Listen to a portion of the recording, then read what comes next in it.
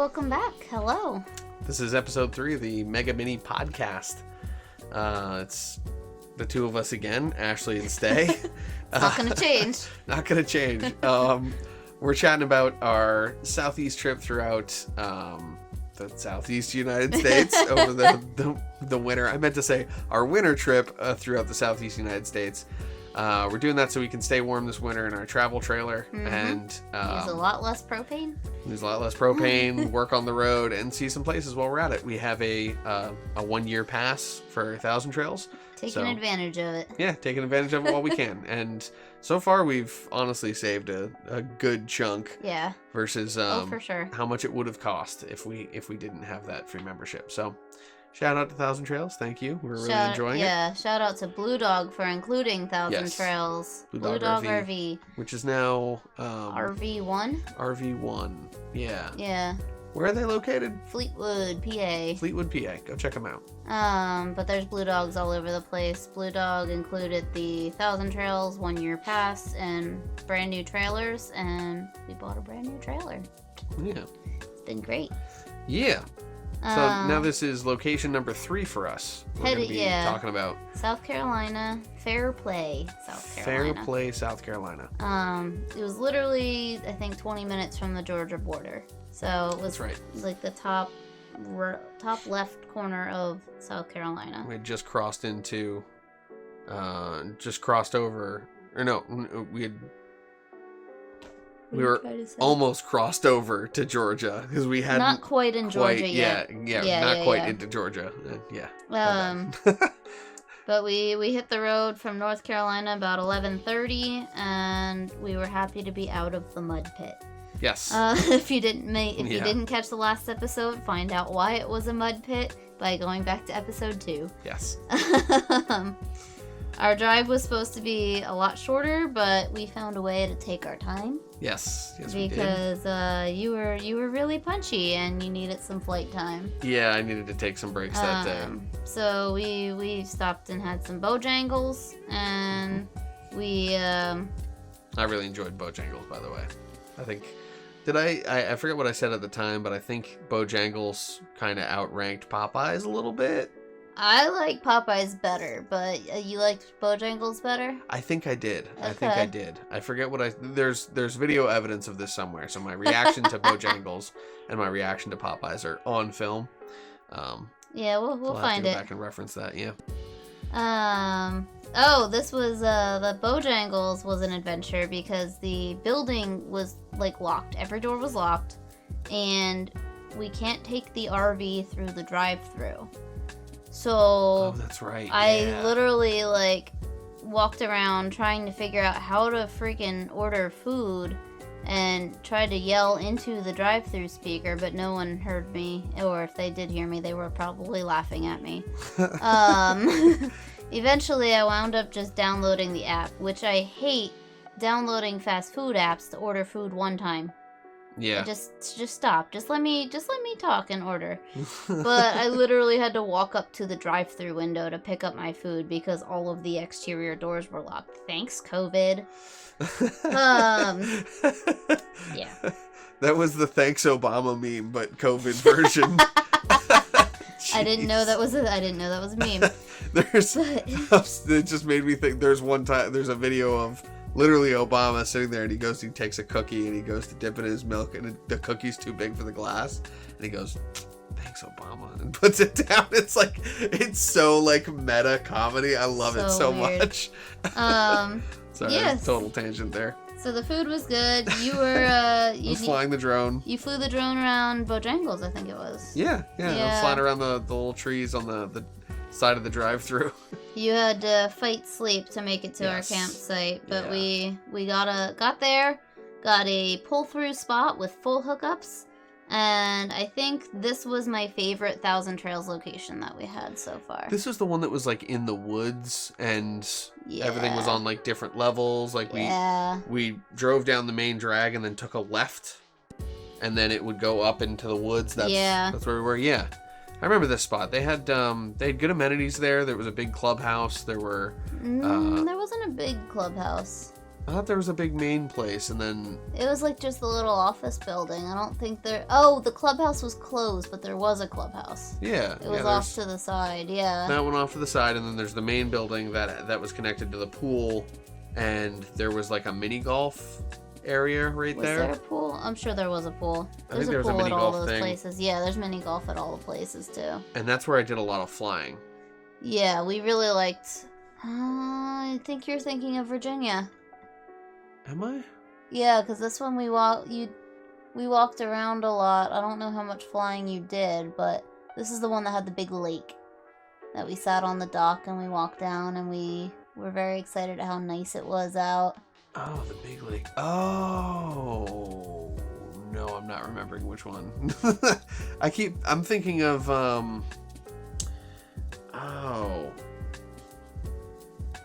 what, can you describe what the site looked like to me? We were in the trees, we were up the hill, we were off, So I feel like we're describing the same place, but differently. Straight, there was a little office to the right, and then we went up the hill, and the dumpsters were right by the office. We had to go up the hill, and we kind of pulled off to the right. And we were up, and there were like 3 pull-through spots right there. We were at kind of like a junction. Yes, it was like a Y, and Yeah. we had to, back our truck up or pull our truck in behind. Yeah, we're describing the same place. I don't think... So I think we're just visualizing it differently as we describe it. Yeah, I don't think you spent a whole lot of time. Because that was the place where you did laundry the one day, and I was outside sitting on like a picnic table, and I was flying around their little like mini golf area there. Yeah, and the park, the playground had the nice little net swing, and it was like our first. Yeah. It was our first 80-degree day in December, and we were loving it. Yeah, that's right. That's right. I was like walking around in a tank top and my leggings and my flip-flops, and we took a nice long walk around the campground. It was a smaller campground, I think. I think they only had like 100 spots compared to like 300, like some of them have. But it had a lake, and it had a dock that you could sit on that was out on the lake. Yeah. Yeah, that's right. That was the lake. We walked down there, and that was the day my legs were like really, really sore. Yes. Why were my legs so sore again? Is that the day that we went? Did we do something the day before? Or did I just wake up and I was like, wow, my legs are screwed? I don't remember. Basically, okay. I think we thought it was from driving, maybe, or not drinking enough water. That could be. That sounds familiar. So we went down this hill to this lake that they have, and the grade was insane. Yeah, it was incredibly steep. So I remember turning. I think I turned around to walk backwards down the hill because it was like hurting my thighs less or something like that. I think that's when I noticed that I walk a lot faster than you, even though you have longer legs. Well, you're walking downhill too. You're like. Well, no, just in general, like I feel like I've started to notice that I walk faster than you, and I think it's all thanks to Stacy. Yeah. She always was the tall one, and she was always like, just walk faster, you gotta keep up. I learned to walk really fast, and now that's just how I walk, I guess. Meanwhile, I learned how to walk slow in like high school, where I was like, I could not be in class for longer if I just walk real slow. It didn't work out well. I got late. Lazy boy. Marked late a lot. Yeah. Anyway, we're not here to talk about high school. That's true. Yeah. We're here to talk about camping. So what else did we do in this place? South Carolina was the first place that I got to do some dance class at night. That's right. So we set up my little tray table and my laptop outside, turned the lights on, and I did Polynesian outside in South Carolina. That was really lovely. How did that work out, like as your first dance class? It's interesting dancing on like natural surfaces. I think that's the hardest part for me is your footing's not as reliable, probably. And I'm used to doing poly barefoot. Doing poly with sneakers on was really weird, but it's better than not practicing at all. Yeah. So. Yeah. Cool. Yeah. I thank you, Trina, for like zooming me in and still letting me be part of class. Anyone who's near the Hamburg area should check out Culture Shock Dance Studio. They're fantastic. And if you're not from the Hamburg, PA area, there's virtual hip hop and Zumba classes. You should definitely join in. It's only $7. After work hours, I think it's like 6 or 7 p.m. So just hop on. They use, check out their website. They use Vigaro to join classes. It's great. It's a great experience, great people. Yeah, they have adult classes, and I love it. Yeah, South Carolina, it was starting to get a lot warmer out. It was routinely above 75 degrees, and we were very happy with that. Yeah, oh my gosh. I just wrote about how peaceful it was, how pretty it was. To give some context about the temperature, when we left PA, it was 32 degrees. Yeah, literally freezing. 20 something at night. Yeah. Yeah, so it was a real nice change driving down south and getting to weather like this. Tank top in the sun. Oh, that's when we went out. Our first little jaunt into town was to check out an ice cream place. This ice cream place did made-to-order ice cream on the spot with liquid nitrogen. It was called In the Midst Ice Cream. That's right. This was really cool. They had a cool process. It was like visually fun.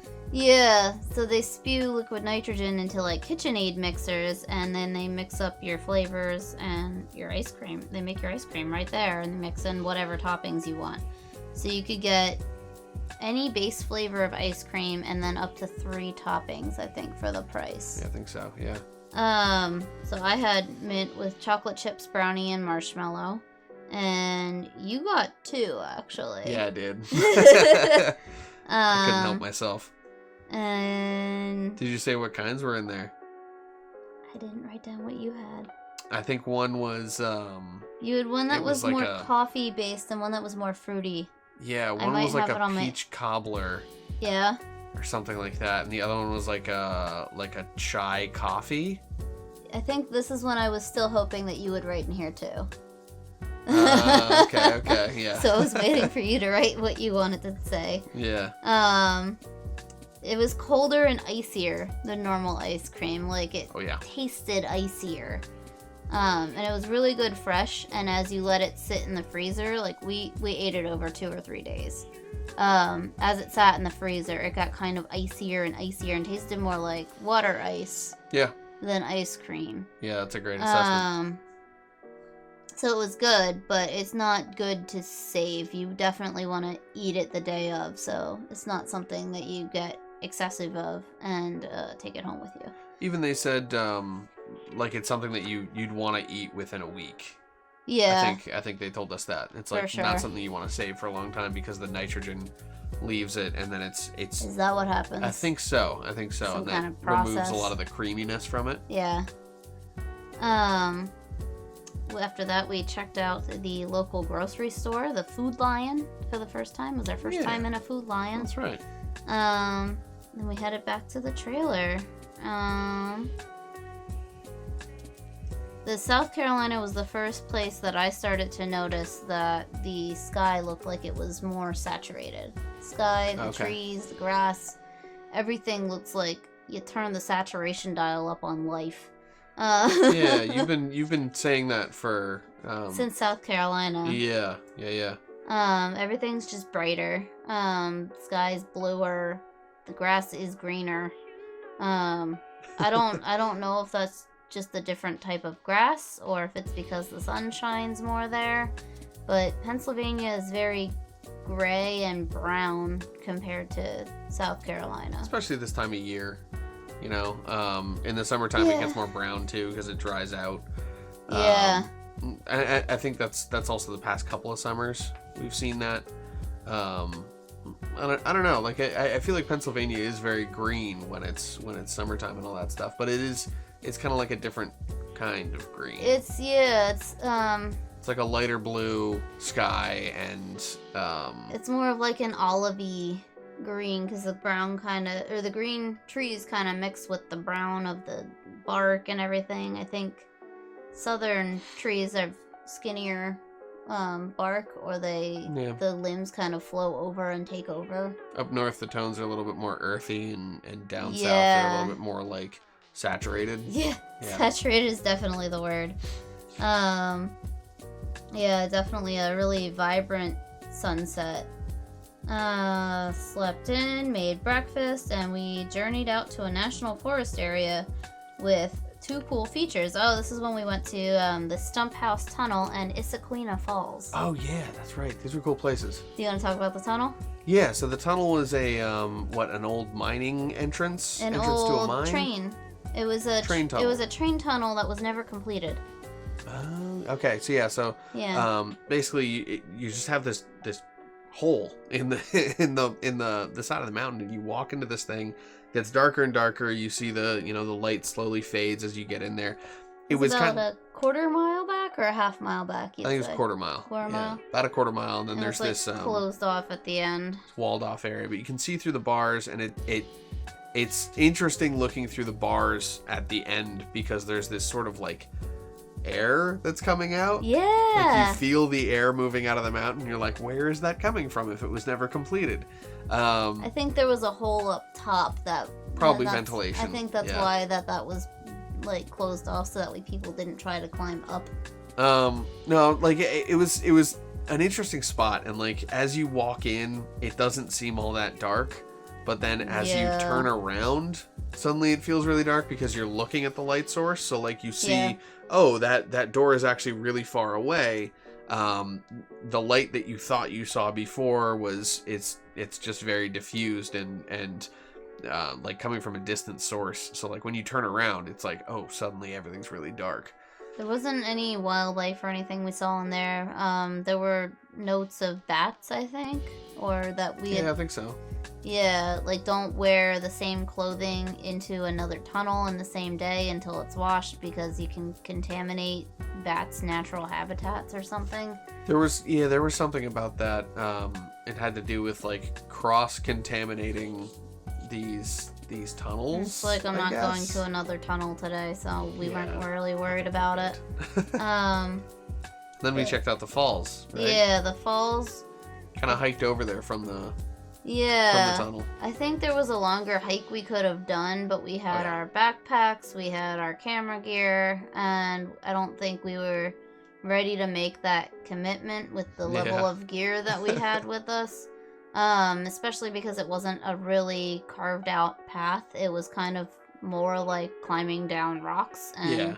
That's I didn't want to dink a lens or anything. I also didn't have my Christmas present sneakers. I had on my old sneakers, and nice new waterproof sneakers. yes, I Yeah. now have waterproof sneakers, and they've been a blessing on so many walks already. But my old sneakers, I wasn't confident about my footing on some of these rocks, so I started to go down, and I was like, nope, I'm gonna dink this camera off something, and I don't want to break your camera. Because I was also Thank you. holding the camera at that point in time. Yeah. I you didn't a have my strap on it. backpack that I could put it in, or a strap that I could clip it on. Right. I was using like a over-the-shoulder bag that just held a lens or two. Yeah. And I had the camera in one hand, and I think I don't think you even had the wrist strap on. Did No, you? I think I did. I kind of felt like I did that after. Yeah? Yeah, because I brought that stuff. Yeah, because when we traveled up north, I didn't have the strap on it because that was we were gonna use it for the wedding. Gotcha. And then when we came back, we put it back on afterwards. Okay. So I was walking around with a camera without a strap and no way to attach it to my body. Yeah. So yeah, I didn't want to drop the camera or scratch it off rocks. So Thank we only went to the lookout area of the falls. And we got an okay view, I think, of the falls. They weren't as impressive as I thought they were going to be. I think the foliage was also mostly fallen too. Like, I don't think it was about the foliage. I just mean like if there were like autumn leaves, it would have been nicer. It was Yeah. more bare, so like you're seeing just like I don't bare think the sticks. falls were in full swing either. I think that Yeah. maybe it had been a drought or something. There was a burn ban going on. We weren't allowed to have campfires at these first couple That's right. places. Yeah. So I think that there was some kind of drought in effect, which made the falls smaller than they normally are. Yeah, that makes sense. But it looked like it would have been a really cool view from like the rock base at the bottom, and we saw people down there, so it was possible to get down there. But I think you were still sore. Yeah. And yeah. There was no clear path down there. It probably would have been like a 1 or 2 mile hike, which on a normal day you would have been fine with. But for sure. That's right. This is another day that I wasn't feeling like my legs were still kind of screwy. Yeah, it was the next day. So yeah, we did a smaller version of the walk. We saw the sights and definitely would go back and see it in full swing in the summer or the fall. Yeah. Took us a little bit to find the falls. I think we walked through 3 different parking lots before we even found the right trail to go on. The signage wasn't very good. Yeah, it was kind of hard to tell, and then I think we found a map eventually. And it was like, once we got ourselves oriented, we kind of figured out where it was. Yeah, there were 2 or 3 maps, but there was no, like, you are here sign. Right. So we had to locate, like, which parking lot we were in, and then there was an extra parking lot that wasn't on the map that was there in real life. But in that 3rd parking lot is where we finally saw, like, a signpost that was like, it's Aquina, this way. Yeah. And we followed it, and we got to the nice little lookout area. Mm-hmm. We wandered back. Oh, this is where we stopped at like 4 to 5 different abandoned spots that you just caught your eye. Yeah, that's right. And it wasn't quite dark out yet, but the sun was starting to set, and we didn't really have plans for the rest of the evening. So Stay was like, "Can we stop?" And I was like, "Sure." And he's like, "Really?"